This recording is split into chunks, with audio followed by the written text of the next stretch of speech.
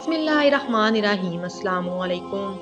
میت کی تعریف کا فائدہ۔ سیدنا انس بن مالک رضی اللہ تعالیٰ عنہ بیان کرتے ہیں کہ صحابہ کرام رضوان اللہ علیہ اجمعین کا گزر ایک جنازے پر ہوا۔ لوگ اس کی تعریف کرنے لگے کہ کیا اچھا آدمی تھا، تو رسول اللہ صلی اللہ علیہ وآلہ وسلم نے یہ سن کر فرمایا کہ واجب ہو گئی۔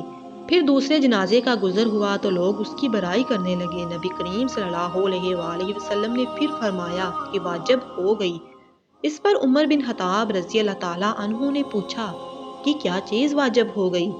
نبی کریم صلی اللہ علیہ وآلہ وسلم نے فرمایا جس میت کی تم لوگوں نے تعریف کی ہے اس کے لیے تو جنت واجب ہو گئی، اور جس کی تم نے برائی کی ہے اس کے لیے دوزخ واجب ہو گئی۔